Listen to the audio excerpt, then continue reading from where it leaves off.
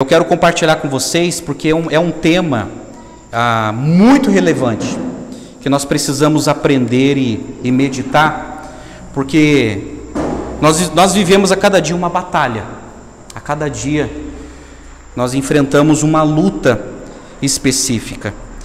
E nessa noite eu quero falar com vocês, eu quero meditar com vocês sobre como vencer o descontentamento. Como vencer o descontentamento.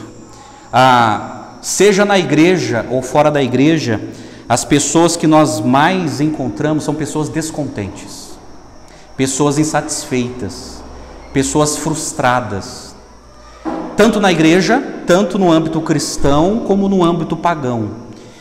E o apóstolo Paulo, ele nos ensina a como vencer o descontentamento. O texto que eu vou apresentar para vocês é um texto que nós usamos muito na área do aconselhamento bíblico para tratar o coração dessas pessoas, na questão sobre o descontentamento. E eu quero convidar você a abrir a sua Bíblia no Novo Testamento, Filipenses capítulo 4. Eu quero fazer uma leitura do verso 1 ao 20. Filipenses capítulo 4, versos de 1 a 20. Eu quero ler esse texto sagrado. E nós aprenderemos nessa noite a como vencer o descontentamento. E veremos também da onde vem o contentamento. E que tipo de contentamento nós precisamos ter na vida como cristãos. Filipenses capítulo 4, versos de 1 a 20. Eu peço que você preste bastante atenção no que vai ser lido. Eu vou ler na tradução NAA, Nova Almeida Atualizada, mas você vai me acompanhando aí, e mantenha a sua Bíblia sempre aberta, ou ligada, por gentileza. Acompanhe comigo a leitura da Escritura. Portanto, meus amados irmãos, de quem tenho muita saudade, vocês que são a minha alegria e coroa, sim, meus amados, permaneçam deste modo firmes no Senhor.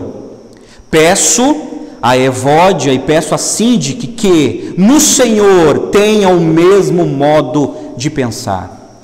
E peço também a você, fiel companheiro de jugo, que auxilie essas mulheres, pois juntas se esforçaram comigo no Evangelho, juntamente com Clemente e com os demais cooperadores meus, cujos nomes se encontram no livro da vida.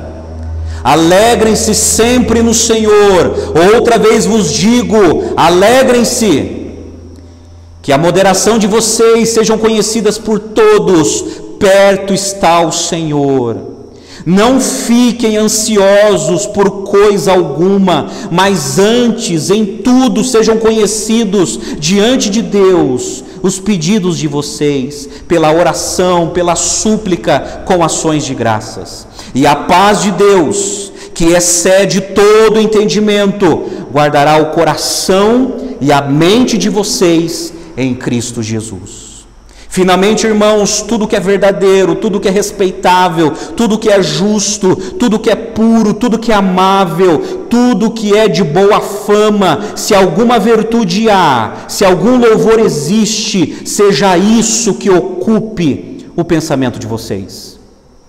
O que também aprenderam, receberam e ouviram de mim, e o que viram em mim, isso ponham em prática, e o Deus da paz estará com vocês.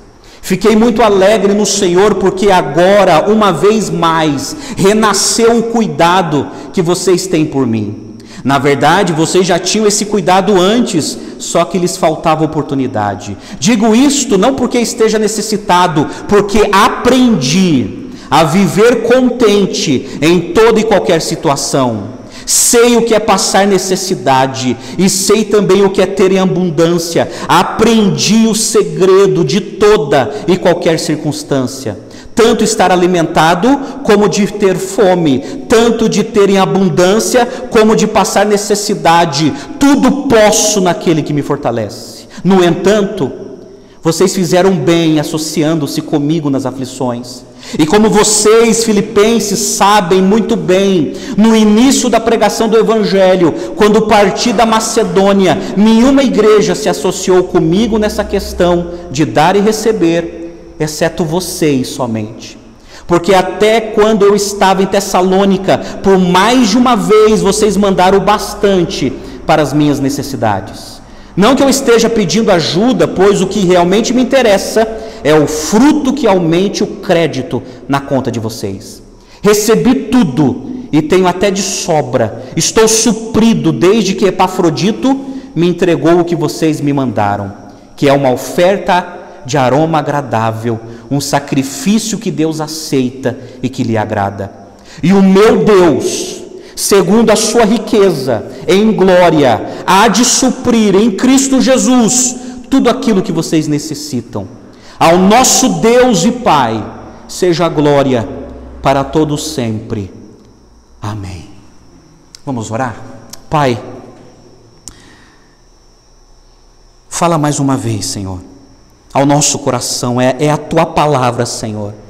A Tua palavra é viva, é eficaz, é poderosa, é única, é suficiente, é infalível, é inerrante, ó Deus. Fala a nossa alma e ajuda-nos a vencer o descontentamento que assalta o nosso coração. Que o Espírito Santo possa iluminar nossa mente para entender os conselhos da palavra do Senhor. Sobretudo, nós nos submetemos à Tua palavra, em nome do Senhor Jesus. Amém e amém. Quando nós selecionamos um livro, nós sempre temos e devemos colocar o contexto, porque esse livro, essa carta dentro da Bíblia, ela não está aqui por acaso. Por exemplo, o autor dessa epístola, dessa carta, foi o apóstolo Paulo, ele a escreveu. E segundo os estudiosos, ele a escreveu no ano 61 depois de Cristo, alguns dizem ali ano 62. Qual foi a ocasião que ele escreveu essa carta? Muitos estudiosos advogam que essa carta foi escrita na primeira prisão de Paulo em Roma, conforme Atos 28, e que escreveu no final desse período, por volta do ano 61. Qual foi o propósito dele ter escrito essa carta? Foi agradecer aos filipenses pela solidariedade enquanto esteve na prisão e animá-los a se unirem e a se ajudarem mutuamente em Cristo. Então Paulo estava preso e ele estava escrevendo essa carta para animar os cristãos que estavam livres, os cristãos da cidade de Filipos. Quem foram os destinatários que receberam essa carta? Essa carta foi escrita e enviada para os cristãos da cidade de Filipos, que é considerada a primeira cidade do continente europeu naquela época, de tal maneira que essa igreja cristã foi a primeira igreja plantada no continente europeu.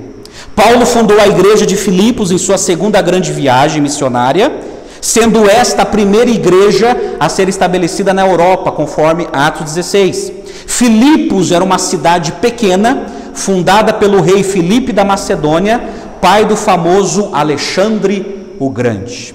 Agora, quais são as verdades fundamentais que nós aprendemos nessa carta? Quando você lê essa carta toda, diz o seguinte, que o evangelho de Cristo continuará a ser pregado mesmo diante das perseguições. Paulo deixa bem claro que aqueles que pregam o evangelho serão fatalmente perseguidos. E Paulo os anima a continuarem pregando, mesmo perdendo coisas valiosas na vida. Essa carta advoga também que sofrer por Cristo, olha só, sofrer por Cristo é uma alegria, é uma honra e traz glória para o nome de Deus. Os cristãos devem demonstrar o evangelho na própria vida ao servir uns aos outros à semelhança de Cristo. Essa carta fala muito sobre humildade. Os cristãos devem permanecer na verdade e evitar o extremismo do legalismo e da libertinagem. O que é legalismo? São aqueles cristãos cheios de regras extras bíblicas que não estão nas escrituras. E libertinagem são os cristãos mundanos que já tinham naquela época, gente que queria Cristo, mas que queria viver mergulhado nos cálices dos prazeres deste mundo. E essa carta também, ela traz um apoio aos ministérios de missionários, porque essa igreja de Filipos, ela era extremamente generosa, e era uma igreja patrocinadora, que apoiou muito Paulo em suas necessidades. Mas o maior tema dessa carta fala da supremacia da alegria em Deus. De tal maneira que nessa carta nós encontramos a palavra regozijai-vos 11 vezes. E a palavra alegria 5 vezes. Então é uma carta que fala da supremacia da nossa alegria em Deus. Então, meus amados, eu quero chamar sua atenção a como vencer o descontentamento, descobrindo a verdadeira alegria que está em Jesus. Quando nós descobrirmos esse tesouro, você pode ter certeza que o descontentamento não vai paralisar a nossa vida. Agora, antes de entrar no texto, deixa eu trazer para você uma definição de descontentamento. Consultando vários dicionários, a maioria dos dicionários dizem assim: o que é descontentamento? Falta de contentamento, desgosto, desprazer, insatisfação. Na maioria dos dicionários estão assim. E muitas pessoas estão assim, com desprazer, insatisfeita, com desgosto na vida.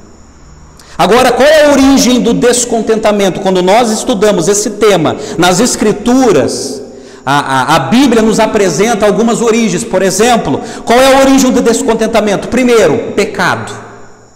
E quando a Bíblia fala sobre pecado, ela fala em duas categorias: pecados de comissão e pecados de omissão. Pecados de comissão são os pecados que cometemos. Então, quando nós cometemos pecado, nós precisamos entender que nós estamos ofendendo a santidade de Deus. E quando nós pecamos, nós ficamos descontentes. Pelo menos o cristão, ele começa a se sentir mal, é um mal-estar dentro de si. E pecados de omissão é quando nós sabemos o que devemos fazer, porque Deus espera que façamos e não fazemos. Aí vem o descontentamento. Só que também, gente, a origem do descontentamento também vem através do sofrimento. Sofrimento humano, perdas, rejeições. Quando nós enfrentamos sofrimentos latentes, terríveis na vida, muitas vezes ficamos descontentes. Meu Deus, por que não está dando certo? Porque a minha vida só acontece desgraça. E aí vem o descontentamento. Qual é o perigo do descontentamento? O que o descontentamento pode fazer na vida das pessoas? Primeiro, imaturidade. A pessoa começa a ter uma imaturidade, ela começa a não entender que Deus está no controle de todas as coisas. Ela começa a não discernir que Deus está no controle de todas as coisas, inclusive da nossa vida de maneira particular. Aí, nos tornamos imaturos, porque não entendemos, não discernimos aquilo que a Bíblia nos ensina. O perigo do descontentamento é a falta de paixão. Quando nós estamos descontentes, falta paixão no coração, falta brilho nos olhos, falta entusiasmo, falta fé latente por causa do descontentamento.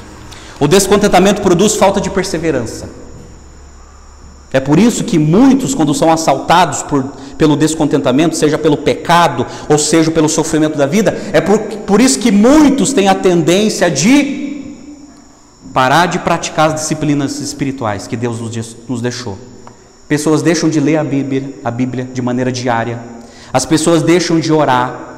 As pessoas deixam de ter aquela oração secreta dentro do quarto buscando a Deus. As pessoas deixam de buscar a oração comunitária na igreja por causa do descontentamento. E o descontentamento produz falta de propósito. As pessoas se enxergam de tal maneira como se não tivesse nenhum propósito nessa vida.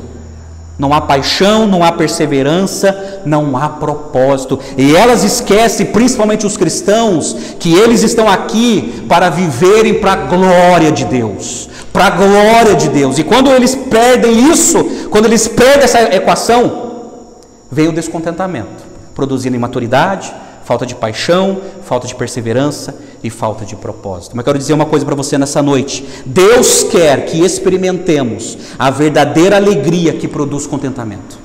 Deus quer que venhamos experimentar, vivenciar a verdadeira alegria que enche o nosso coração de contentamento, mesmo diante dos dias mais terríveis que possamos enfrentar. Como Paulo estava preso,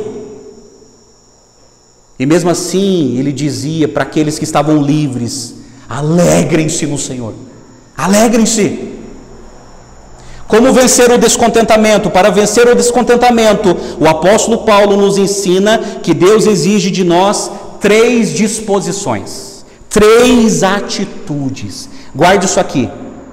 Deus exige de nós, Ele espera de nós 3 disposições, 3 atitudes que vai nos ajudar a vencer o nosso descontentamento. 3 atitudes. Você pode repetir comigo? 3 atitudes. Muito bem.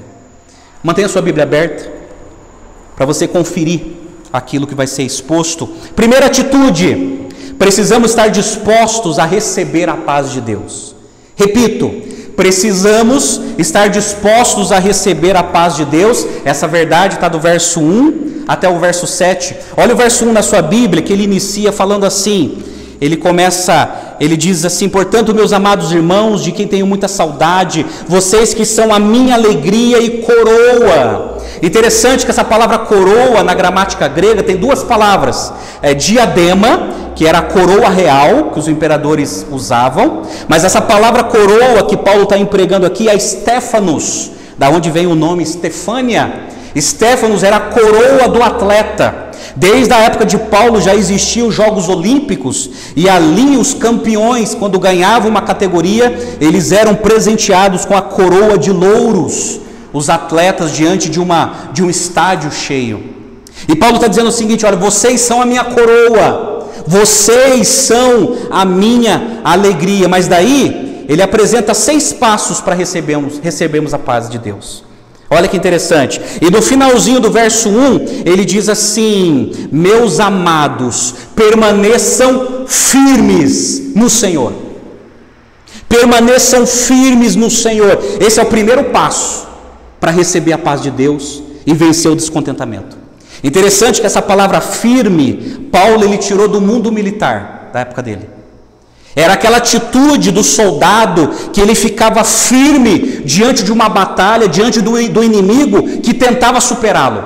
E ele está dizendo o seguinte para aqueles crentes: olha, permaneçam firmes diante da batalha, diante da luta, diante do descontentamento. Permaneça firme, meus amados. Se você não permanecer firme, é uma questão de dias, você vai cair.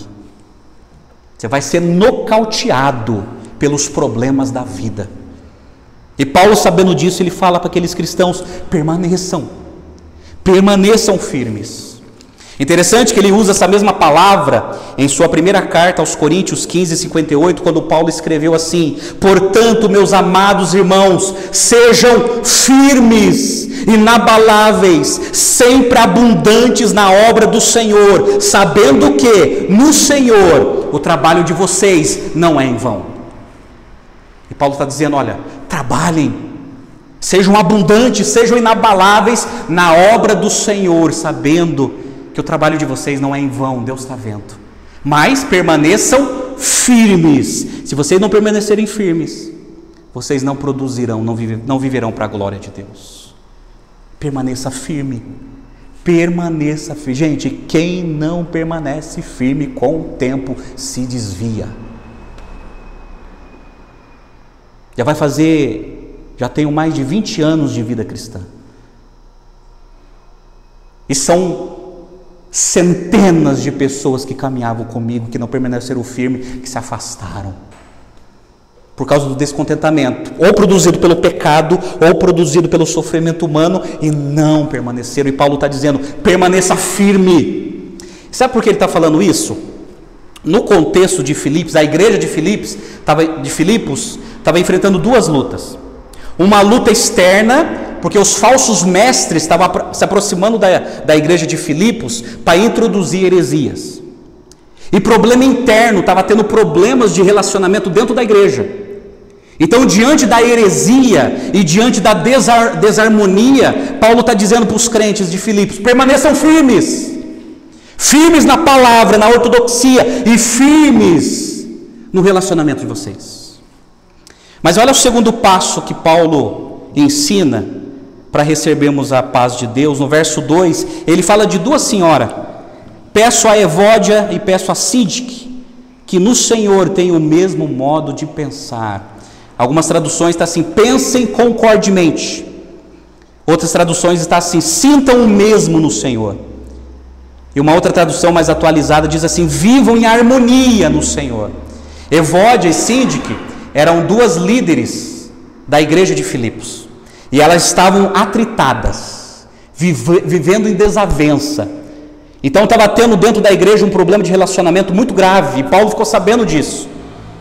Aí Paulo, ele começa a aconselhar um certo homem, que ele não cita aqui o nome, dizendo para que ele ajudasse essas mulheres, porque muitas vezes precisa de uma ajuda de uma terceira pessoa para resolver o problema de um relacionamento.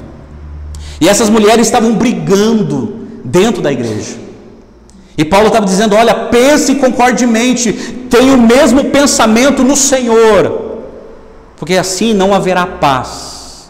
E no verso 3, Paulo, ele fala o motivo, porque nós devemos evitar a discórdia e pensar concordemente. No verso 3, ele diz assim: olha só, peço também a você, fiel companheiro de jugo, que auxilie essas mulheres, porque juntos comigo lutaram pelo Evangelho, juntamente com Clemente, cujos demais cooperadores meus, cujos nomes se encontram no livro da vida. Sabe o que Paulo está dizendo? Evite a discórdia para que o Evangelho venha a crescer. Elas lutaram juntos comigo, na promoção do Evangelho. E aí Paulo diz assim: olha, elas me ajudaram junto com os meus cooperadores. A questão é o seguinte: nós somos cooperadores e não competidores. É isso que Paulo está ensinando para aquela igreja: nós somos cooperadores, não competidores. E outro, ele diz assim, que ele disse que os nomes deles estavam escritos no livro da vida. Sabe o que Paulo está advogando aqui? Gente, nós somos salvos. O nosso nome foi escrito no livro da vida. Nós fomos regenerados. A questão é: como que nós viveremos em discórdia na terra, sendo que um dia todos nós iremos para o céu? Que negócio estranho é esse? Na terra, discórdia; no céu, concórdia? Não vai acontecer isso. Alguém vai ficar. Aí Paulo está dizendo: olha, resolva essa desavença que produz descontentamento, porque os nossos nomes estão escritos no livro da vida. Então, precisamos promover a unidade para receber a paz de Deus. Mas daí no verso 4, Paulo, ele compartilha um segredo. Olha só que interessante, ele diz assim: alegre-se sempre no Senhor. Outra vez vos digo, alegrem-se. Sabe o que é interessante? Que a alegria é uma ordem, não uma opção. Alegrem-se, alegrai-vos. Ele está conjugado de maneira imperativa, é uma ordem: alegrai-vos. É a mesma coisa quando Moisés escreveu, quando ele diz assim: não matarás, é um imperativo, não adulterarás. E aqui Paulo está usando o imperativo: alegrai-vos, alegrem-se. Sabe que Paulo está ensinando? Que a alegria não é uma opção, é uma ordem. Alegrem-se, porque vocês conhecem uma pessoa que pode habilitar vocês para isso. Agora é interessante que a alegria é ultra circunstancial, porque ele diz assim no verso 4: alegrem-se sempre. Uau! Como assim? A alegria é ultra circunstancial. Paulo está dizendo que eu preciso me alegrar mesmo quando as coisas não estão bem. É isso que Paulo está dizendo. E aqui Paulo não está sendo masoquista e nem louco. Ele está dizendo: você tem como ficar alegre mesmo diante de um momento difícil, porque existe algo maior do que o seu problema. Existe algo mais sublime do que o problema que você está enfrentando. E ele diz que a nossa alegria é cristocêntrica, porque ele diz assim: alegre-se sempre no Senhor. A nossa alegria, está aqui o segredo da vida cristã, a nossa alegria é cristocêntrica. A nossa alegria, ela não vem dos prazeres deste mundo, a nossa alegria não vem dos valores deste mundo, tudo isso é paliativo, tudo isso é secundário. A nossa alegria, a razão da nossa alegria chama-se Cristo. Cristo. Se nós perdermos esse foco, realmente seremos descontentes e miseráveis, porque nós falamos que conhecemos a Cristo, mas a nossa alegria tem que ser cristocêntrica. Cristo é a razão da minha alegria, e a minha alma se satisfaz nisso. Nós precisamos entender isso. No verso 5 ele fala para nós termos domínio próprio. Olha só, que a moderação de vocês seja conhecida por todos, perto está o Senhor. Algumas traduções traz a palavra equidade, outras amabilidade. É uma palavra difícil de traduzir do grego para o português, mas essa palavra tem a ver com misericórdia, com resiliência. É aquela pessoa que tem misericórdia, mas é aquela pessoa que é duro na queda. Como dizia o pastor Charles Spurgeon no século XIX, o cristão é uma pessoa que tem o couro grosso e o coração mole. Couro grosso porque aguenta apanhar por causa da fé, e coração mole porque ele aprendeu a amar as pessoas. E Paulo está dizendo que nós precisamos ter domínio próprio se quisermos receber a paz de Deus. E ele fala o motivo, porque perto está o Senhor. Essa expressão significa duas coisas. Ele está falando ou da onipresença de Deus, de Jesus, que ele está vendo tudo, ou porque Jesus está voltando. Ele diz que a vossa moderação seja conhecida diante de todos, que a vossa misericórdia, que a vossa resiliência sejam conhecidas diante de todos. Aí no verso 6, ele fecha os passos para receber a paz de Deus, falando sobre oração. Viva em oração. É o texto que o Martin leu. E o verso 6 diz assim: não fiquem ansiosos por coisa alguma, em tudo sejam conhecidas as vossas petições pela oração, súplica e ações de graças. Agora, gente, Paulo aqui não está falando de uma ansiedade que é consequência de disfunções hormonais no corpo de uma pessoa, que muitas pessoas são ansiosas por causa disso, por isso que precisa repor algumas coisas. Ele não está falando aqui de ansiedade que é consequências de traumas do passado, de coisas terríveis que aconteceram no passado, que a pessoa tem uma ansiedade crônica que precisa ser tratada. Mas o que Paulo está dizendo aqui é aquela ansiedade que produz incredulidade. É aquela ansiedade que nos faz não confiar nas promessas de Deus. E Paulo está dizendo assim: não andeis ansiosos por coisa alguma. Deixa eu perguntar para você, o que tem provocado ansiedade em você? Ah, pastor, é problema hormonal. Continua tomando um remédio que o médico prescreveu para você. Ah, pastor, é problema psicológico. Continua se tratando e orando. Ah, pastor, eu tenho uma dificuldade de confiar em Deus. Então vamos consertar isso, porque isso é pecado. Esse tipo de ansiedade é pecado. Não confiar em Deus é pecado de omissão. E aí a oração nos ajuda a sufocar a nossa ansiedade, e esse é o objetivo da oração. Agora, quais são as causas desse tipo de ansiedade? É o resultado de olharmos mais para os problemas em vez de olhar para Deus. Quando nós olhamos só para os nossos problemas e não olhamos para as promessas de Deus, essa ansiedade assalta o nosso coração e produz descontentamento. E nos faz não confiar em Deus. Essa ansiedade é pecado. Qual a outra causa? A ansiedade é resultado de relacionamentos quebrados. O que Paulo estava resolvendo dentro da igreja? Gente brigando, duas irmãs brigando. Talvez isso era um motivo de muita ansiedade na igreja.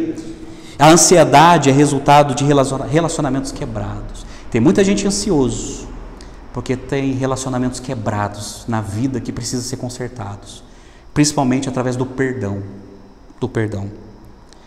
A ansiedade é o resultado de uma exagerada preocupação com as coisas materiais. Por exemplo, Filipenses 3,19, Paulo está criticando os falsos mestres. Ele diz assim: o destino deles é a perdição, o Deus deles é o ventre, e a glória deles está naquilo de que deviam se envergonhar, visto que só pensam nas coisas terrenas. Sabe o que Paulo estava confrontando desde aquela época? A teologia da prosperidade. Vem para Jesus que vai ficar milionário. Como se a promessa fosse para todos. E aí, Paulo está enfrentando um certo materialismo, porque tinha muita gente ansiosa por causa disso. Uma ansiedade exagerada pelas coisas materiais. Tem muita gente ansiosa por causa disso. E aí, qual é o resultado? A ansiedade produz uma estrangulação íntima. A pessoa se sente, sabe quando a pessoa se sente estrangulada? Parece que está sem oxigênio. A ansiedade rouba as nossas forças. O problema nem aconteceu, a pessoa já está sofrendo. A ansiedade produz incredulidade. Aqui está o problema. Aí Jesus, em Mateus 6,30, a partir do verso 25, ele está falando sobre como enfrentar a ansiedade. E no verso 30 ele fala assim: ora, se Deus veste assim a erva do campo, que hoje existe e amanhã é lançada no forno, não fará muito mais por vocês, homens de pequena fé. Sabe o que Jesus está dizendo? Se Deus cuida da flora e da fauna, você não acha que Deus vai cuidar de você? Você não acha que Deus vai cuidar dos seus recursos, da sua vida, aquilo que você precisa? Ele vai. Mas quando nós não confiamos nisso, ficamos ansiosos e, por consequência, ficamos descontentes na vida. Aí parece que nada tem valor, nada é suficiente, nada sacia e ficamos descontentes. A melhor definição sobre ansiedade vem de Risby, um teólogo. Para mim, é uma definição muito melhor do que muito profissional na área do comportamento humano. Ele diz o seguinte: a ansiedade é um pensamento errado, é um sentimento errado a respeito das circunstâncias, das coisas e das pessoas. Então, a ansiedade é um pensamento errado, é um sentimento errado a respeito das circunstâncias, das pessoas e das coisas. Aí Paulo, ele usa 3 palavras para enfrentarmos a nossa ansiedade. Olha só: oração, súplica e ações de graça. O que é oração, gente? Oração aqui é adoração. É quando você dobra o seu joelho. Olha só como não combina. Se já aconteceu com você. É quando você dobra o seu joelho e fala assim: Deus, eu te louvo, porque Tu és onipotente, onisciente, onipresente, todo-poderoso, o todo-benevolente, Criador dos céus e da terra, Criador do universo, Criador das galáxias, Criador dos oceanos, Criador de todas as coisas. Aí quando você levanta, uau, estou me sentindo tão ansioso. Tem que retirar a oração, tem que retirar a ansiedade. Alguma coisa está errada. Sabe o que Paulo está dizendo? Que quando nós oramos, quando nós buscamos a Deus e começamos a exaltar os atributos de Deus, e a gente começa a enxergar a grandiosidade de quem Deus é, a nossa ansiedade é sufocada, gente. Quando nós colocamos na equação os atributos de Deus e os problemas que eu estou enfrentando na vida, eu percebo que Deus é muito mais poderoso do que qualquer coisa que eu estou passando na vida, ou de qualquer coisa que eu preciso na vida. Deus é grande. E quando eu oro, e mesmo assim eu sinto isso, tem alguma coisa errada. Ou a oração que tem que ser descartada, ou é a ansiedade que tem que ser descartada. Por isso que Paulo está dizendo: não andeis ansiosos por coisa alguma, mas orem adorando a Deus. Súplica é pedir para si mesmo: Senhor, o Senhor sabe o que eu estou passando na vida, o Senhor sabe das minhas lutas. E ações de graças significa agradecer: Senhor, eu estou passando por muitas lutas na vida, mas eu te agradeço, porque apesar das lutas eu estou sendo um cristão mais forte, mais maduro, mais confiante em Ti.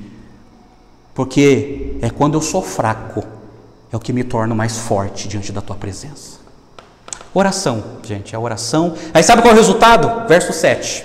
E a paz de Deus, que excede todo o entendimento, guardará o vosso pensamento e o vosso coração em Cristo Jesus. O que é ansiedade?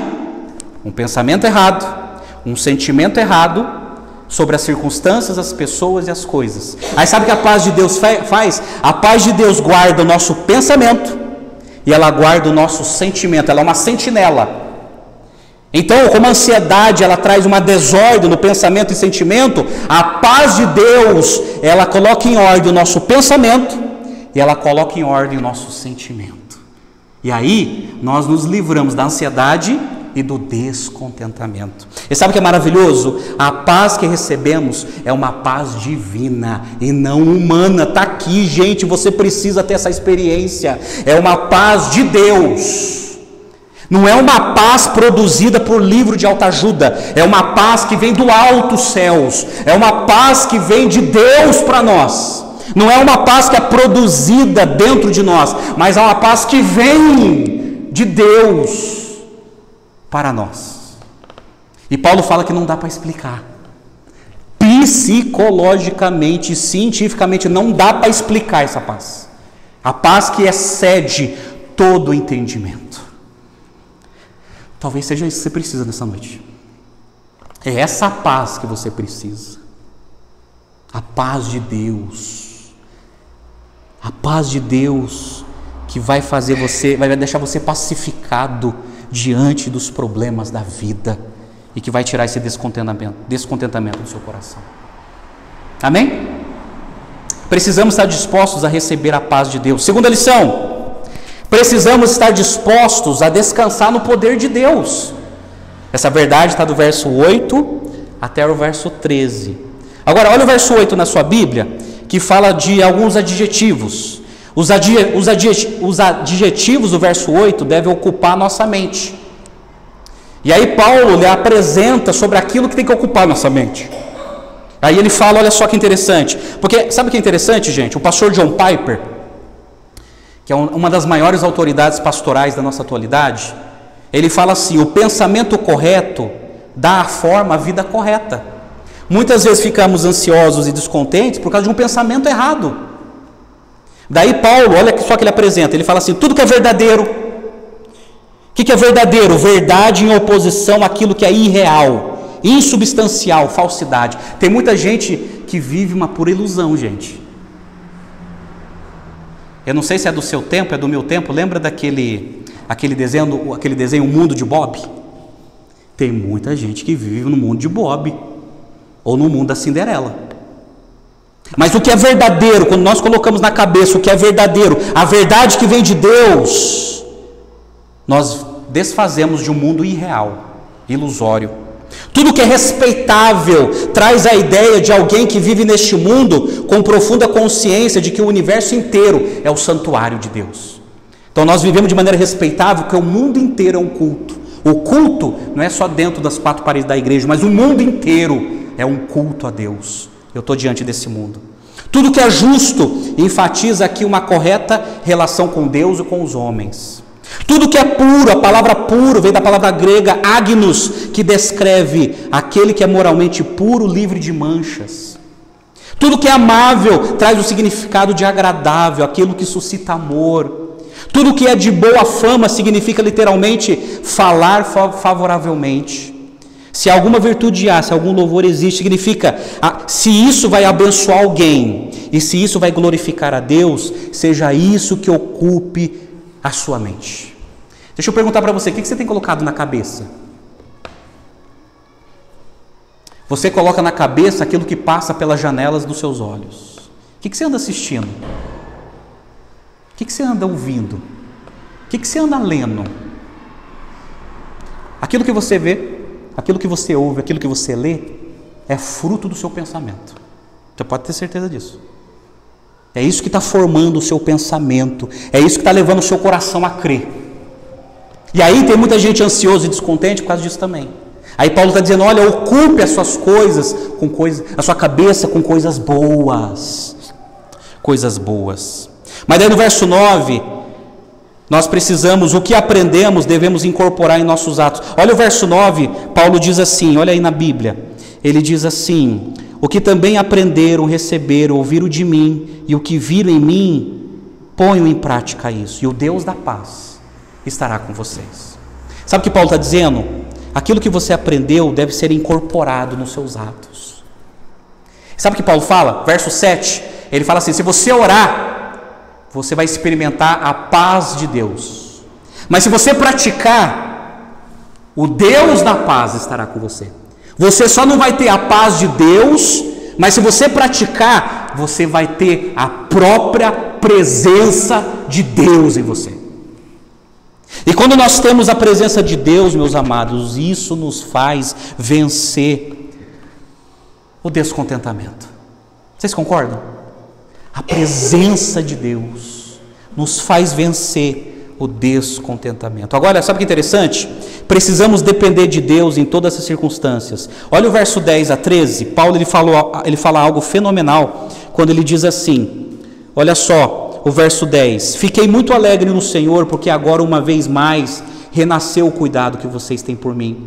Na verdade, vocês já tinham esse cuidado antes, só que lhes faltava oportunidade. Digo isso não porque esteja necessitado. Aí ele diz assim: porque aprendi a viver contente em toda e qualquer situação. Eu sei o que é passar necessidade e sei o que é ter em abundância. Aprendi o segredo de toda e qualquer circunstância, de tanto estar alimentado como de ter fome, de tanto ter em abundância como de passar necessidade. Tudo posso naquele que me fortalece. Sabe o que Paulo está dizendo para a igreja? Ele está dizendo o seguinte: olha, eu aprendi a depender de Deus em todas as circunstâncias, seja na fartura, seja na fome, seja na escassez, seja na abundância.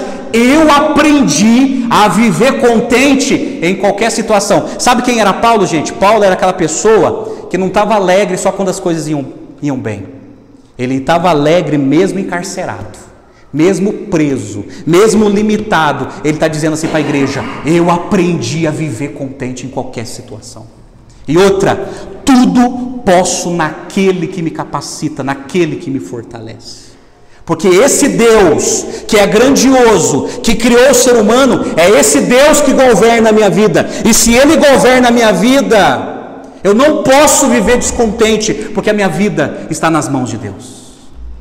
Amém, gente? Será que faz sentido? Será que faz sentido? O que eu estou falando aqui é loucura. Esse é o Deus de Paulo. Paulo falou: eu aprendi a viver contente em toda situação, seja como pobre, seja como rico, passando fome ou tendo fartura, em paz ou em guerra. Eu aprendi a viver contente em toda situação. É isso que nós precisamos. Olha só, deixa eu contar uma ilustração para você, só para elucidar isso. Certa vez, um garoto, filho de um piloto, ele foi junto no trabalho do papai. O papai não tinha onde deixá-lo, ele foi junto. Aí o pai dele, piloto, pegou o avião, o jumbo, e deixou o garoto do lado de uma senhora, ali entre os passageiros. E quando o avião decolou, lá no céu, o avião começou a entrar em turbulência. E os passageiros ficaram desesperados. E aquele garoto estava ali pintando o desenho dele, com toda a paz. Aí a senhora que estava ao lado dele, muito curiosa, falou assim: menino, você não está com medo? O garoto respondeu: não, o meu pai é o piloto. O meu pai é o piloto. Gente, o nosso Deus é o piloto. O nosso Deus está pilotando a história da humanidade, a história das nações, a história da igreja e a história da sua vida. O nosso Deus está pilotando, está governando, e Ele sabe o que faz, Ele sabe o que está fazendo, mesmo que você não entenda. E aí, se nós entendermos isso, venceremos o descontentamento. Amém? Amém? Terceira lição: para vencermos o descontentamento, precisamos estar dispostos a reconhecer a providência de Deus. Essa verdade está do verso 14 ao 20, e eu destaco para vocês dois pontos. Deus providencia o que nós precisamos através das pessoas. Olha o verso 14, como eu falei para vocês, a igreja de Filipos é uma igreja missionária, patrocinadora. E no verso 14 Paulo fala assim: no entanto, vocês fizeram bem associando-se comigo nas aflições, e como vocês, filipenses, sabem muito bem, no início da pregação do Evangelho, quando parti da Macedônia, nenhuma igreja se associou comigo nessa questão de dar e receber, exceto vocês somente. Porque até quando eu estava em Tessalônica, por mais de uma vez, vocês mandaram bastante para as minhas necessidades. Não que eu esteja pedindo ajuda, pois o que realmente me interessa é o fruto que aumente o crédito na conta de vocês. Recebi tudo. Então, nós precisamos reconhecer a providência de Deus, porque Deus usa pessoas para nos ajudar. Deus usa pessoas para nos ajudar. E Paulo aqui estava agradecendo pela igreja de Filipos, que o tinha ajudado na empreitada missionária. Mas o segundo ponto que eu destaco, temos o necessário para sobreviver, por causa da providência de Deus. Olha o verso 18, ele diz assim: recebi tudo, e tenho até de sobra, estou suprido, desde que Epafrodito me entregou o que vocês me mandaram, que é uma oferta de aroma agradável, um sacrifício que Deus aceita e que lhe agrada. Olha o verso 19, o meu Deus, segundo a sua riqueza em Cristo, em glória, há de suprir em Cristo Jesus tudo aquilo que vocês necessitam. Sabe o que Paulo está dizendo? Deus vai suprir cada um de vocês. Nós temos o necessário por causa da providência de Deus. Deixa eu falar uma coisa para você. Deus, Ele não tem compromisso nenhum com a sua regalia, com a minha regalia. Nenhum. Isso é problema nosso. Deus, Ele não tem compromisso nenhum com a sua ostentação. Nenhum. É um problema seu. Agora Deus, Ele prometeu suprir as suas necessidades. Ele prometeu enviar o pão de cada dia aos seus filhos. Regalia e ostentação é problema do ser humano, mas Deus, Ele prometeu suprir a necessidade dos seus filhos. É por isso que Paulo falou: meu Deus, em sua riqueza em glória, há de suprir em Cristo Jesus cada uma das suas necessidades. Oh, gente, Ele supre. Oh, como Ele supre, gente. Como Ele supre. Como eu já falei para vocês aqui, permita eu contar uma história pessoal. Eu já contei para vocês isso aqui, quando a minha esposa, ela resolveu parar de trabalhar. E ela ganhava um bom salário como gerente de loja, um salário bem maior de um salário que eu não recebia como pastor em São Paulo. E por causa da péssima experiência que nós tivemos com o Davi, de colocá-lo numa creche o dia inteiro, como fez mal para ele. E a minha esposa falou: no segundo filho eu não vou cometer esse erro, eu vou largar o meu trabalho. Gente, Deus providenciou tudo aquilo que nós necessitávamos. E até hoje, Deus continua sendo fiel, suprindo a nossa necessidade. Sabe por quê? Eu tive que aprender a me contentar em Deus em toda circunstância.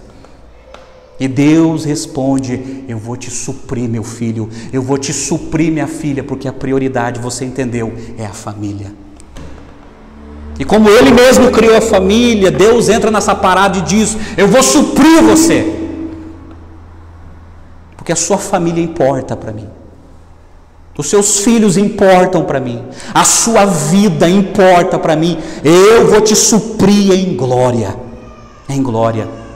Nós temos o necessário para sobreviver por causa da providência de Deus. E aí Hebreus capítulo 13, verso 5, está escrito algo fenomenal que diz assim: que a vida de vocês seja isenta de avareza, contente-se com as coisas que vocês têm, porque Deus disse: de maneira alguma deixarei você, nunca o abandonarei. Deus prometeu nunca nos abandonar. Nunca nos abandonar. Aí, gente, eu poderia trazer para vocês aqui testemunho de missionários na África, missionários na Ásia, missionários em Portugal, que está sendo sustentado por Deus. Deus provendo o que eles necessitam. Deus, Ele supre os seus filhos. E quando você passar a confiar em Deus, Ele vai suprir você. E Ele vai tirar do seu coração esse descontentamento. Ele vai. Ele prometeu. Nós precisamos crer que Ele vai nos suprir. E aí, o verso 20 diz que nós precisamos glorificar a Deus pela providência. Olha como Paulo termina. Ele termina simplesmente assim: a nosso Deus e Pai seja a glória para todo sempre. Amém. Amém. Então, para nós vencermos o descontentamento, 3 atitudes. Precisamos estar dispostos a receber a paz de Deus. Sem a paz de Deus, viverás descontente a vida inteira. Segundo, para vencermos o descontentamento, precisamos descansar no poder de Deus. Deus é poderoso. E terceiro, para vencermos o nosso descontentamento, precisamos reconhecer a providência de Deus. Deus vai prover o que a igreja precisa. Deus vai prover o que cada cristão precisa. Deus vai prover o que cada filho e filha precisa. Paz de Deus, poder de Deus, providência de Deus. É isso que nos faz a vencer o nosso descontentamento. Aí eu termino com 2 declarações, gente. Uma declaração de um dos maiores teólogos da nossa atualidade, Wayne Grudem, falando da Bíblia. Olha o que ele diz, abre aspas: em nossos ensinos doutrinários, éticos ou morais e nas crenças, devemos nos contentar com o que Deus diz na Escritura. O Senhor revelou exatamente o que Ele sabe ser melhor para nós. Se nós queremos vencer o descontentamento, está nas Escrituras os conselhos sagrados para nos livrar disso. E eu termino com a declaração do John Piper, que não é dele, veio desde Agostinho de Hipona, passou por Jonathan Edwards e pelo John Piper, ele advoga muito isso. Quando ele fala assim, gente, abre aspas: Deus é mais glorificado em nós quando somos mais satisfeitos nele. Repito, Deus é mais glorificado em nós quando somos mais satisfeitos nele. É isso. Quando você está saciado por Deus, quando você está cheio de Deus, quando você está cheio da palavra de Deus, quando você está cheio da presença de Deus, quando você está satisfeito em Deus, contente em Deus, Deus é glorificado, Deus é exaltado, Deus é engrandecido, Deus é publicado, porque o mundo está te vendo. Então, quando a nossa alma está satisfeita nele, gente, é assim que nós vencemos o descontentamento. Nada nesse mundo vai paralisar o nosso coração. Nada nesse mundo vai neutralizar o nosso coração. Se nós aprendermos a vencer o descontentamento. Amém? Fez sentido, gente? Esta é a palavra do Senhor. Esta é a palavra de Deus. Isso nos basta. Talvez seja o seu caso. Você está descontente com o quê? Você está descontente com o quê? Agora lembre-se, quando Paulo fala que a gente tem que se alegrar, gente, ele não está falando de ausência de problema. Sempre teremos problema. E como eu falo, e às vezes eu até assusto, o crente tem mais problema que o pagão. O discípulo de Jesus tem muito mais problema do que o pagão. Muito mais, muito mais. Porque primeiro o sofrimento faz parte da vida do cristão, Pedro disse. Ele falou que o sofrimento na vida do cristão é da vontade de Deus, Pedro fala. E o sofrimento nos faz amadurecer e depender mais de Deus. Mas mesmo diante de toda essa turbulência, gente, há esperança de fazer de Deus a nossa alegria e de estar contente, com o coração grato, se contentando em Deus, mesmo quando as coisas não dão certo como nós esperamos. Mas Deus nos basta. Porque, gente, você pode perder tudo na sua vida, tudo. Pensa aí, faz uma lista na sua cabeça, lista de prioridade, lista de valores que você tem na sua cabeça. Põe aí na sua cabeça. Você pode perder tudo isso, tudo. Mas se você tiver Deus na sua vida, Ele vai te suprir, Ele vai te dar paz. Você vai ver o poder dEle e a providência dEle. Por isso que Martinho Lutero falou, quando ele escreveu o hino, olha, eu posso perder família, eu posso perder dinheiro, eu posso perder saúde, eu posso perder tudo, mas se eu tenho Deus como meu castelo forte, eu tenho tudo o que eu preciso. Oh, gente, é essa fé que precisamos ter. Essa é a fé que precisamos ter. Amém? Vamos orar? Vamos nos colocar diante de Deus? Pai querido, ajuda-nos a crer, ó Deus. Ajuda-nos a crer, aumenta a nossa fé, Senhor. Nós queremos receber a Tua paz, nós queremos descansar no Teu poder, nós queremos reconhecer a Tua providência, pois só assim o descontentamento será neutralizado na nossa vida.